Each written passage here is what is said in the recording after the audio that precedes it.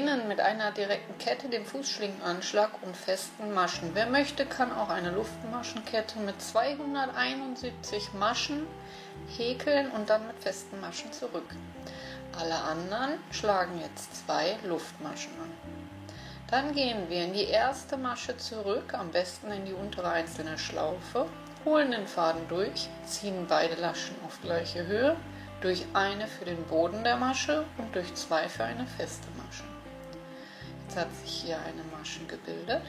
Dort stechen wir komplett ein, holen den Faden durch, ziehen beide Schlaufen auf gleiche Höhe, durch eine und dann durch 2.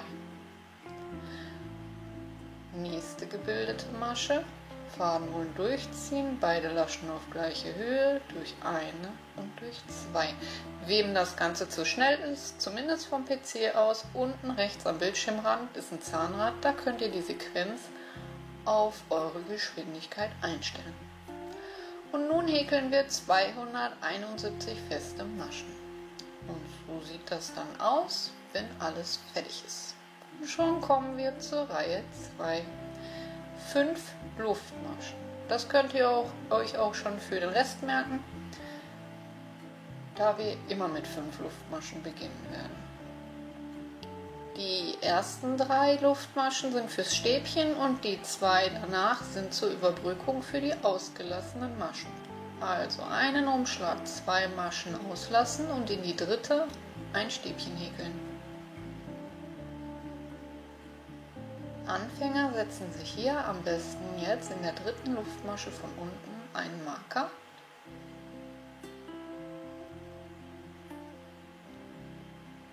Danach 2 Luftmaschen, 2 Maschen freilassen und in die dritte wieder ein Stäbchen.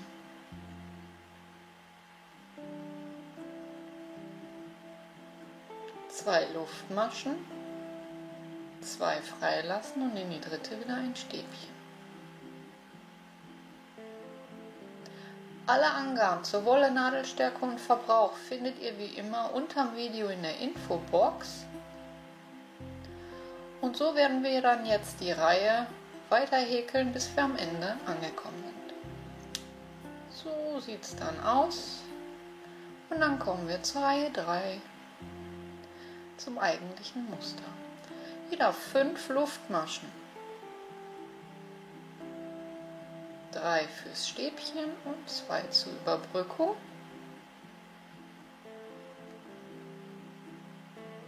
Und dann beginnen wir mit 3 gemeinsam abgemaschten Stäbchen. Wir stechen in das Stäbchen der Vorreihe ein, holen den Faden durch und häkeln 2 Schlaufen ab. Dann machen wir wieder einen Umschlag, holen den Faden durch, häkeln 2 Schlaufen ab und noch ein drittes Mal Umschlag, gleiche Einstichstelle, 2 Schlaufen abhäkeln. Dann haben wir 4 auf der Nadel und diese dann gemeinsam. Auch hier setzen Anfänger sich am besten wieder den Marker, dritte Luftmasche von unten.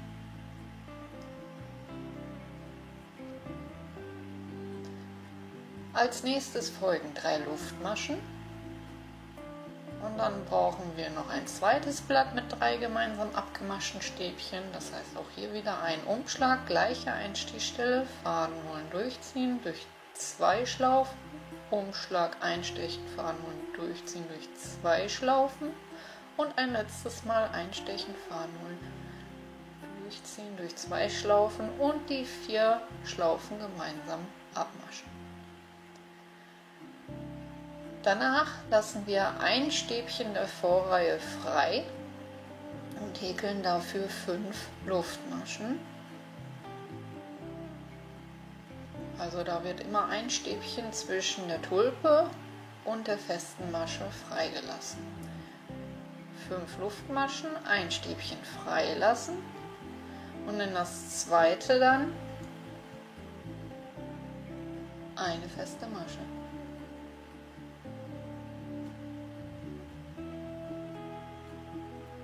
5 Luftmaschen,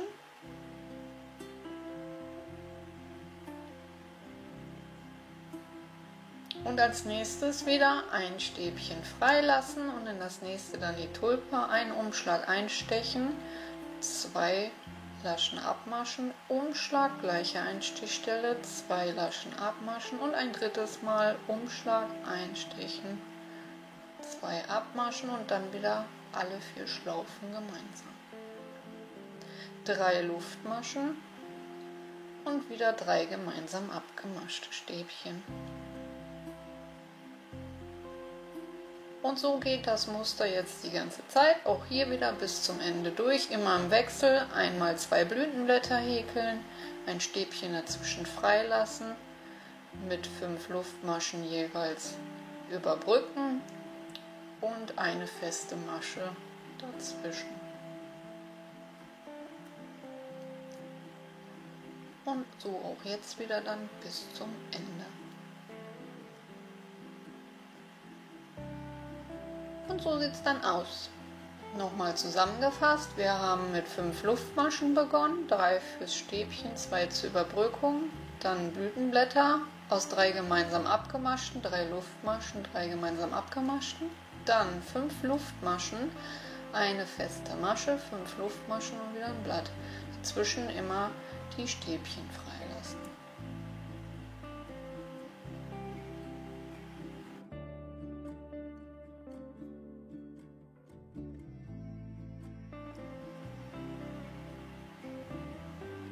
So, am Ende dann 2 Luftmaschen und rechts seitlich einstechen, um die Reihe zu schließen. Am Anfang haben wir 5 Luftmaschen gehäkelt als Ersatz für ein Stäbchen und 2 Luftmaschen und am Ende häkeln wir einfach nur 2 Luftmaschen und ein Stäbchen, so dass beide Seiten gleich sind. 4. Reihe, 5 Luftmaschen. Und nun vollenden wir die Tulpe, indem wir mit Knospen häkeln. Dazu einen Umschlag und nun zwischen den Blütenblättern um die Kette herum Faden holen, hochziehen auf Stäbchenhöhe, Umschlag einstechen, Faden holen, hochziehen auf Stäbchenhöhe und einen Umschlag, Faden holen, hochziehen auf Stäbchenhöhe. 3-mal und dann gemeinsam abmaschen. Das Ganze dann mit einer Kettmasche schließen. Noch einmal einen Umschlag, gleiche Einstichstelle um die Kette herum, Faden holen, hochziehen. Umschlag einstechen, Faden holen, hochziehen und noch ein drittes Mal Umschlag einstechen, Faden holen, hochziehen, gemeinsam abmaschen. Und eine dritte Knospe, die letzte. Und dann haben wir unsere erste Tulpe soweit fertig. Wieder mit einer Kettmasche schließen. Als nächstes folgen wieder 5 Luftmaschen und nun in die feste Masche der Vorreihe eine feste Masche häkeln.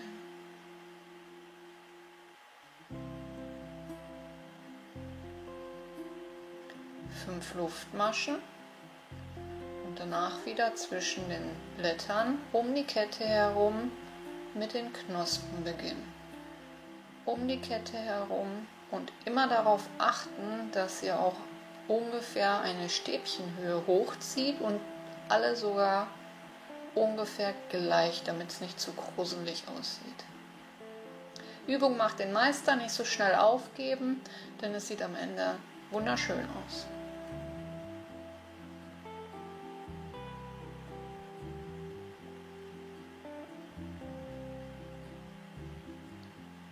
Wichtig ist dabei, dass ihr immer mit einer Kettmasche die Knospe oben schließt. Ja, und so geht es jetzt die ganze Reihe weiter. Wieder 5 Luftmaschen und mit einer festen Masche in die feste Masche der Vorreihe. Hier seht ihr das Ganze noch einmal. Begonnen wieder mit 5 Luftmaschen, dann 3 Knospen, 5 Luftmaschen, eine feste Masche, 5 Luftmaschen, 3 Knospen. Eigentlich leicht zu merken. Am Ende dann das gleiche wieder wie am Anfang, nur dass wir mit 2 Luftmaschen und das Stäbchen häkeln die Runde beenden.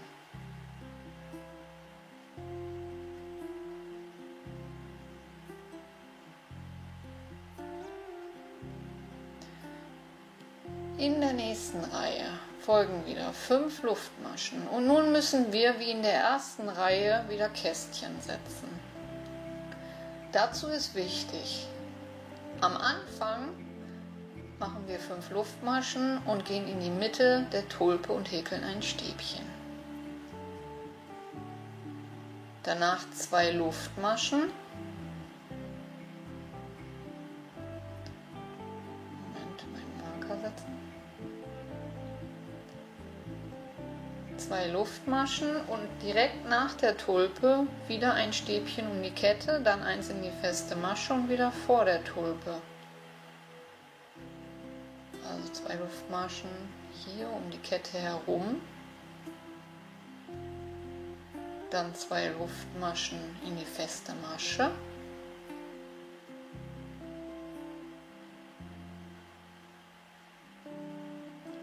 und dann vor der Tulpe 2 Luftmaschen und vor der Tulpe um die Kette herum. Wichtig ist, dass ihr am Anfang vor der ersten Tulpe kein Stäbchen setzt und am Ende genauso abschließt. Dann wieder 2 Luftmaschen in die Mitte der Tulpe, 2 Luftmaschen nach der Tulpe, dann in die feste Masche und wieder vor der Tulpe. Also ganz leicht zu merken.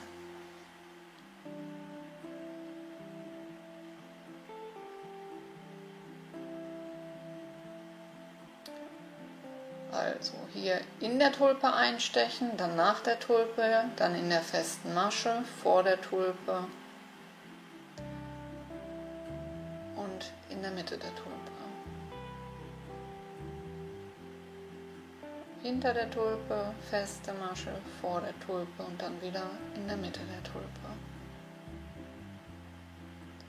Anfang und Ende dann wieder gleich schließen. Das heißt,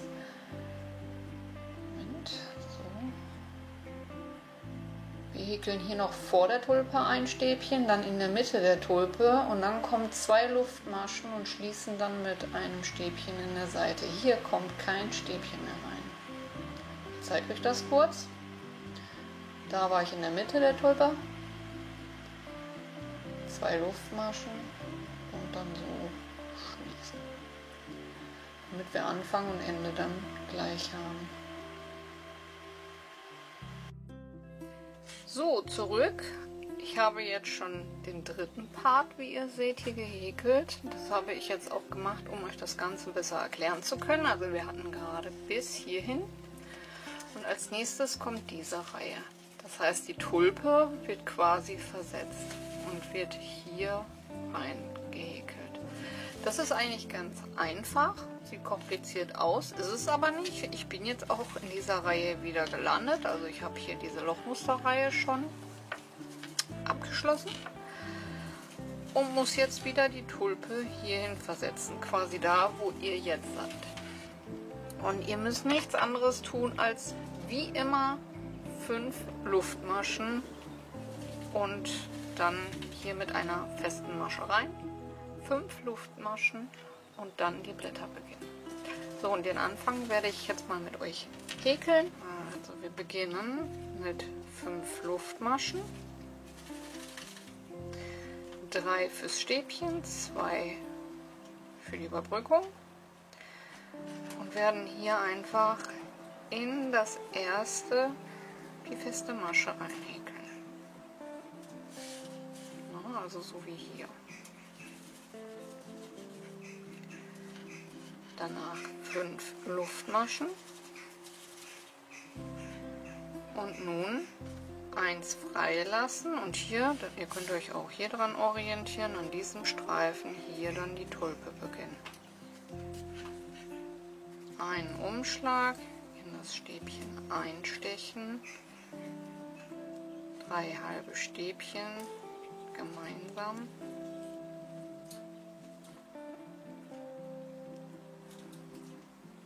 Abmaschen, 3 Luftmaschen, ein Umschlag, gleiche Einstichstelle, nochmal 3 halbe Stäbchen, gemeinsam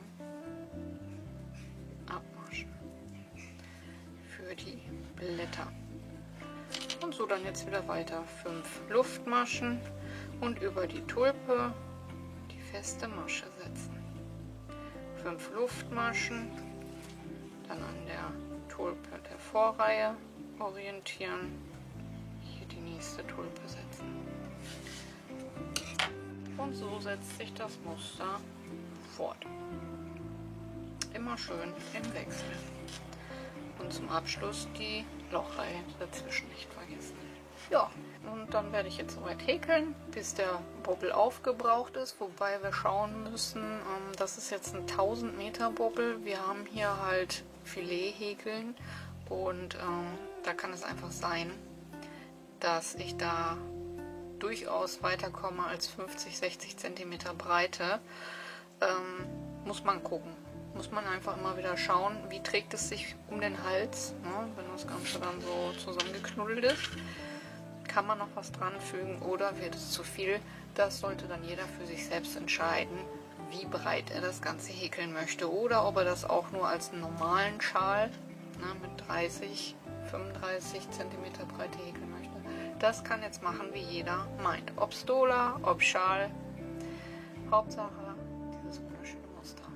Und dann würde ich sagen, sehen wir uns zum Endergebnis zurück. Sieht das Ganze bei mir jetzt so aus. Den 1000 Meter Bobbel habe ich komplett verhäkelt. Das Ganze ist noch nicht gewaschen und noch nicht gespannt. Ich habe noch einen ganz kleinen Rest über, der aber nicht reicht, um nochmal eine Tulpe entstehen zu lassen. Und beenden tue ich das Ganze in der Reihe, wo der Tulpenkopf entsteht. Denn nun möchte ich noch mit einem Abschlussrand, mit einer Picot-Borte die schöne Stola schließen. Man kann es natürlich auch so lassen, sieht auch sehr schön aus, vor allem später, wenn es gewaschen und gespannt ist. Wer aber Interesse an dem Picot-Rand hat, der bleibt nun dran. Den Abschlussrand mache ich mit einer Farbe ohne Glitzer, damit es sich etwas hervorhebt. Ich steche auch hier wieder ungefähr gerade ein. Fixiere den Faden mit einer festen Masche.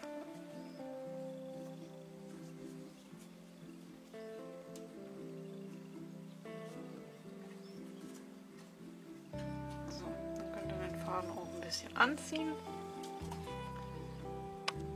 Und dann kann es losgehen. Wir haben hier immer 2 Maschen. Ich steche um die Kette herum, hole den Faden hoch, verdrehe das Ganze einmal nach hinten und Masche ab.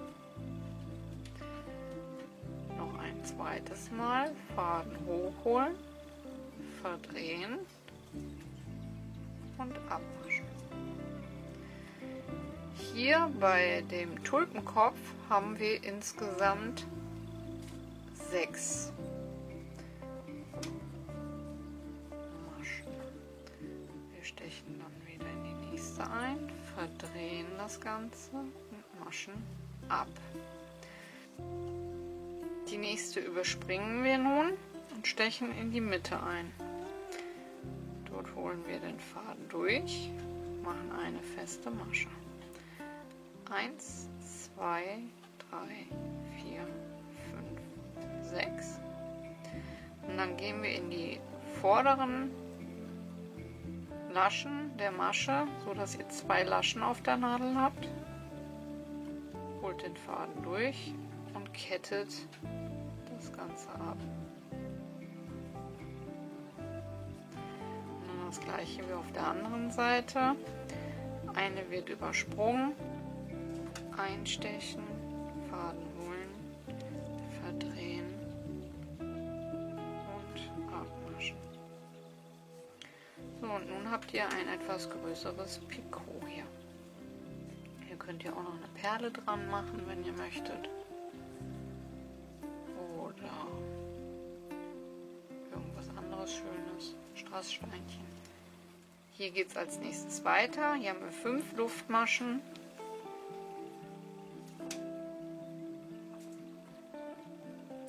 1,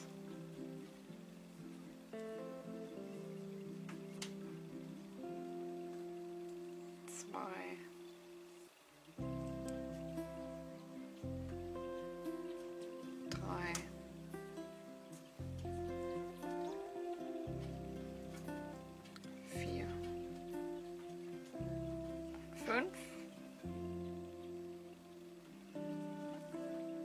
Dann stechen wir in die feste Masche ein, häkeln eine feste Masche.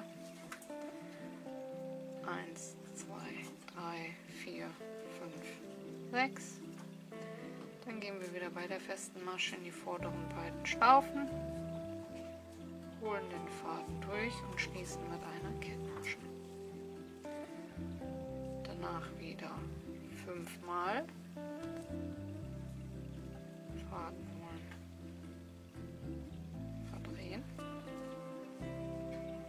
1, 2,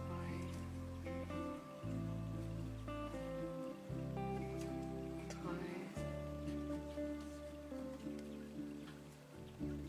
4 und 5. Und hier das gleiche jetzt wieder, eine überspringen, eine verdrehte Masche, in die Mitte einstechen, feste Masche, 6 Luftmaschen, vorne in die feste Masche die 2 Laschen packen, durchstechen, Faden holen, mit einer Kettmasche schließen, eine Masche wieder überspringen und über die letzte Knospe sozusagen wieder eine Masche verdrehen. Und dann geht es so weiter, 5, dann hier wieder in die feste Masche, 5, so weiter. Und dann habt ihr hier so schöne kleine Spitzenschlaufen, die sich bilden. Ich hoffe, euch hat die Anleitung gefallen und ihr seid gut mitgekommen. Vergesst nicht, eure Bewertung dazulassen, wie immer wichtig. Und ansonsten heißt es wie immer, lasst die Nadeln glühen und wir hören uns beim nächsten Mal. Ciao, ciao.